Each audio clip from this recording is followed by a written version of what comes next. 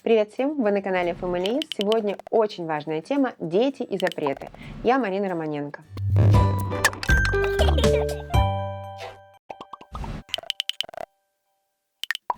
Это полемика среди многих родителей. Запрещают, не запрещают.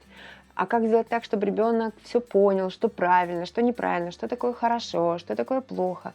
Как не вырастить ребенка, у которого вообще не будет никаких границ, да? Как не допустить вседозволенности.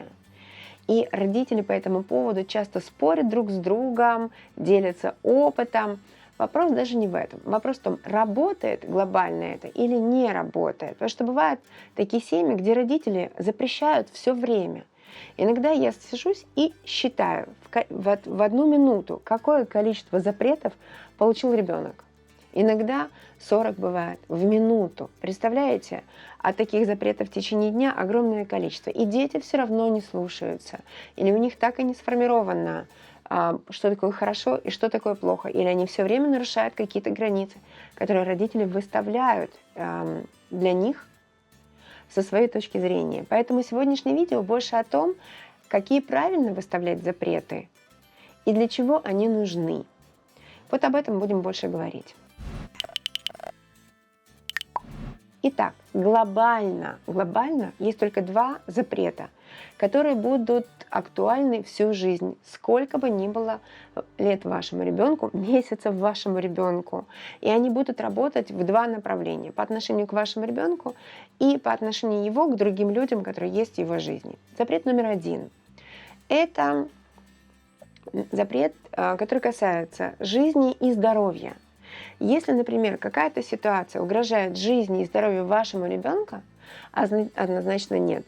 Мы не строим полемики, мы его не уговариваем, мы четко говорим «нет» и делаем все, что приводит к его безопасности. Ну, например, бесполезно говорить «не беги на дорогу», потому что это может привести к опасности для его жизни и его здоровья. Поэтому в этот момент мы просто берем ребенка за руку и не даем возможности выбежать на дорогу. Когда на плите что-то горячее, я, конечно, сейчас утрирую, но тем не менее, не надо кричать из другой комнаты, там горячо, не ходи туда. Нужно быть очень быстрой, встать перед этой кастрюлей и сказать: нет, конечно, как бы ему интересно не было. Но мало ли, не то движение, ожоги еще. Зачем?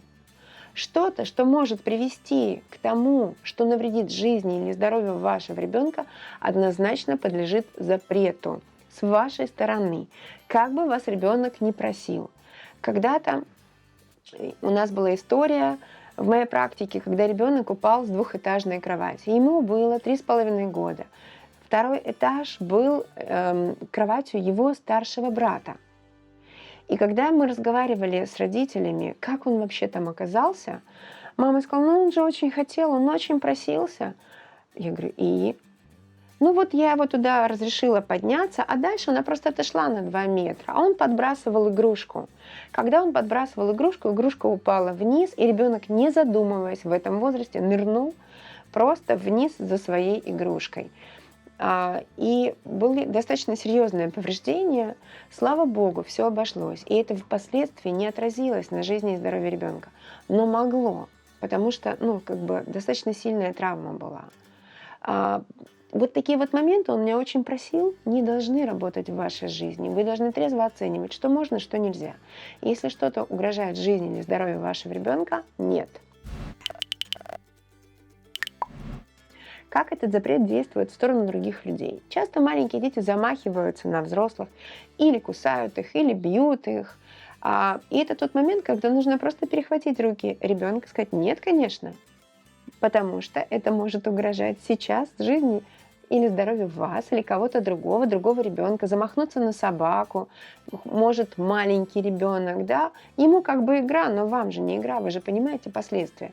Поэтому все, что может со стороны вашего ребенка угрожать жизни или здоровью кого-либо вокруг, однозначно нет. Как бы вас ни просил ребенок. И сколько бы лет ни было человеку, этот запрет всегда будет работать в его пользу. Он распространяется на годовалых детей, 5-летних, 13-летних, 20-летних. Он спасет им жизнь, и жизни других людей тоже будут в безопасности, которые рядом с вашим ребенком находятся. Второй запрет. Это все, что касается унижения человеческой чести или достоинства. Остановите ребенка, если он в чью-либо сторону является вот тем человеком, который как бы покушается на честь и достоинство других людей. Остановите его, когда он обзывает кого-то. Объясните, что нет, конечно, я не позволю тебе так это делать. Я тебя уведу, унесу, отведу этого другого человека. Но это неправильно. Я не дам тебе возможности покушаться на честь и достоинство других. Научите, пожалуйста, своего, что если ты находишься в месте, где кто-то обзывает тебя, уйди, пожалуйста. Не оставайся там, не разрешай себе быть там, где люди не уважают твою честь и достоинство. Это прям, может быть, выглядит концептуально, но очень хорошо работает в школе. Я часто разговариваю с подростками. Он говорит, вот он меня обидел, я на него обиделся. Я говорю, и что, ты там продолжал стоять? Он говорит, да. Я говорю, почему не ушел? Ответ, а что можно было? Можно было и нужно было. Просто уйти туда, где тебя не трогают. Но не разрешать, чтобы кто-то вмешивался в твое состояние и как бы уменьшал твое ощущение своей чести и достоинства в жизни. Ну вот глобально их два. Очень многие ваши действия или действия людей вокруг будут подлежать этому запрету. Мы даже не замечаем каждый день, как мы встреваем на территорию наших детей, публично можем их унизить, мы не задумываемся, мы говорим в присутствии наших детей в третьем лице. И когда дети подрастают, они говорят, я же здесь, не говори обо мне, мы все равно о них говорим. Вот это неправильно, это не есть хорошо, это нарушение чувства собственного достоинства человека, который находится рядом, неважно, сколько ему лет. Это простой пример, но он об этом. Поэтому прежде чем что-либо направить в сторону своего ребенка, подумайте 10 раз, не будет ли это угрозой его чести и достоинству. Недавно наблюдаю, как очень маленький ребенок моей подруги, год с небольшим, да, и люди бесцеремонно подбегают в другой стране и хватают его за щечки, целуют там. Какая стоять вообще, что происходит? Вы вообще спросили, хочет ли ребенок, чтобы вы его трогали, обнимали и дергали за щечки? Это выглядит умилительно, но это совершенно не умилительно. И это, я бы сказала, до основания разрушает границы этого человека. С каким бы намерением к нему кто-то не бежал, причем здесь желание другого человека к ощущениям и желаниям вашего ребенка. И вот из таких вещей состоят очень многие жизненные устои, я бы сказала. Два основных запрета: жизнь и здоровье. Вот все, что может навредить ребенку, нет. Честь и достоинство. И это всегда должно работать в обе стороны. Все остальное можно так или иначе уладить. Розетки нужно закрыть. Это такая банальная тема, по которой до сих пор споры идут. Так закройте их, чтобы он не пытался вставить туда какие-то предметы, это не было для него опасно. Да? У меня, знаете, есть такой запрет из серии моих личных там тараканов в голове. На моей кровати прыгать нельзя. Все мои дети знают, что вот во всем доме выбери любую кровать и прыгай, если тебе хочется, а на моей нельзя. Ну, это мой личный таракан.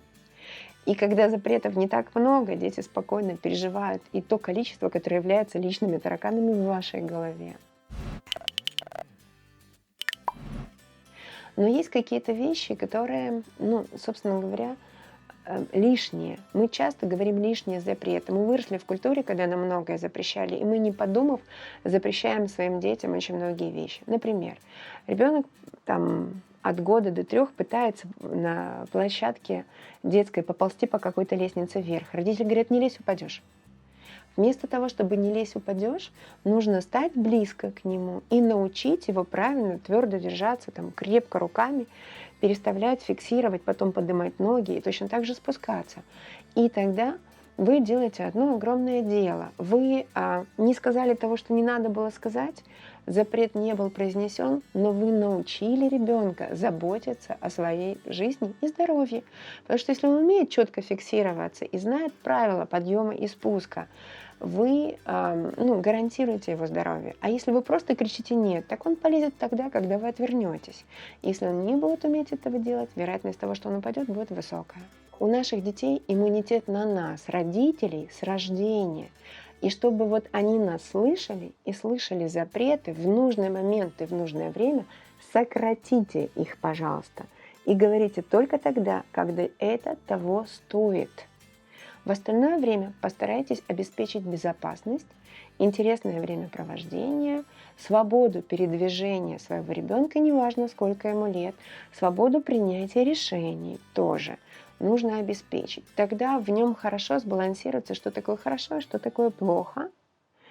Ну, и я бы сказала, нужно быть примером контекста по жизни, где правила нужно соблюдать, правила дорожного движения, правила сожительства с другими людьми, правила культуры поведения. Наши дети впитывают это, хотим мы или нет. Соответственно, они нам будут подражать. И если мы являемся примером, вероятность того, что они возьмут это у нас, высокая. А если мы вокруг, не такие, не знаю, говорим, что правила нужно соблюдать, при этом сами нарушаем, и наши дети это видят, конечно, они не будут нас слушать. Это очевидно. И здесь Америки никто не открывал, но это простая рабочая в жизни штука и схема. Культура поведения может задаваться не запретами, она может задаваться правилами. Например, прежде чем взять что-то, нужно спросить, могу ли я это взять. И можно получить ответ «да» или ответ «нет». И как-то надо пережить ответ «нет». Если ребенок маленький начинает плакать, его нужно унести, отвлечь, но не дать ему, потому что у нас как свойство, он же маленький, мы начинаем прогибать другого человека, взрослого или чуть постарше нашего. Ну да, но он же маленький, он же плачет, зачем же ты его до слез довел? Нарушаем честь и достоинство этого другого человека, которого мы прогибаем ради своего ребенка. Мы выбираем любить вот этого младшего в этот момент больше, чем других. Это неправильно. В семьях, где 2 детей, 3 детей, такое часто наблюдается, когда в ущерб старшим, в угоду младшему все делается. И вот это все на самом деле запрет а-ля честь и достоинство другого человека. Он может да сказать, может нет, но научите спрашивать. И если сказали «да», научите поблагодарить. И если сказали «нет», переживи. Мир не крутится вокруг тебя. Ты маленькая часть этого мира. Это то, что должны понять дети. Пока они растут, маленькая часть. Научись взаимодействовать с этим миром так, чтобы не разрушать его. Часто бывают подростки, нам говорят, не хочу, не буду, не берут шапку с собой зимой, не одевают теплые колготки, возвращаются позже, чем обычно. Здесь простыми запретами не обойдешься. Здесь нужно улучшить отношения с ребенком. Если у вас хорошие отношения с ребенком, то, скорее всего, и холит, любит или лелеет этого ребенка.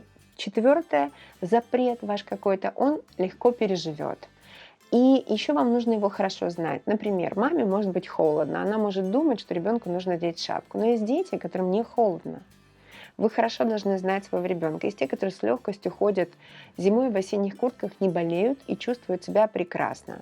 Если у вас такой ребенок, чего с ним спорить в попытках натянуть на него пуховик? С другой стороны, если есть разумная штука, просто действительно там холодно, невероятно, вы всегда можете сказать: дорогой или дорогая, значит так, я твоя мама или папа, и я несу ответственность за твою жизнь. Будь добр, быть дома в 10 или мы встречаем тебя вот там-то. Если ты выполняешь это правило, мы легко договариваемся на все остальные твои походы куда-то. Это разумно. Или одеть вот это или вот это, потому что на улице минус 20 или минус 10. И, собственно говоря, будет жарко, снимешь. Но лучше иметь при себе теплую вещь, чем не иметь при себе теплую вещь. И вот ваша задача не бодаться с ребенком.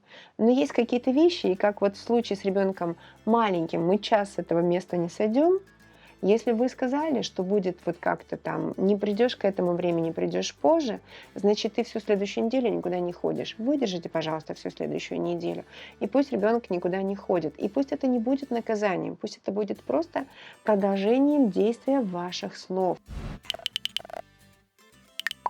Собственно говоря, все просто. Не чиститесь с запретами. Всегда держите одинаковую линию поведения. И четко определите какие-то границы для себя, что есть безопасность для вас, и что есть честь и достоинство. И двигайтесь в рамках ненарушения первого и второго. И все будет хорошо с вами, с вашим ребенком и с ним дальше в жизни, потому что эти правила позволят ему легко вливаться в социум, не заходить на чужую территорию, быть корректным, не быть там, где его могут обидеть, не брать на себя того, чего не надо брать, и позволят ему, двигаться по жизни так, чтобы не получать вот этого лишнего со всех сторон, что ему не нужно. Он просто будет идти к своей цели, в своей жизни, в своем ритме, в своем стиле легко и свободно. Пишите, пожалуйста, нам в комментариях, как у вас в семье, какие запреты вот прям нельзя нарушить, какие можно нарушить, как часто вы запрещаете что-то своим детям, как формировали культуру. Делитесь этим видео со своими друзьями, знакомыми, чтобы это позволило и в их семьях заложить правильную культуру вот этого поведения детей и взаимодействия с детьми. Подписывайтесь, конечно, на наш канал и жмите на колокольчик, потому что тогда вы будете в числе первых, которые получают уведомление о том, что новое видео появилось на канале. И с нетерпением жду наших новых встреч.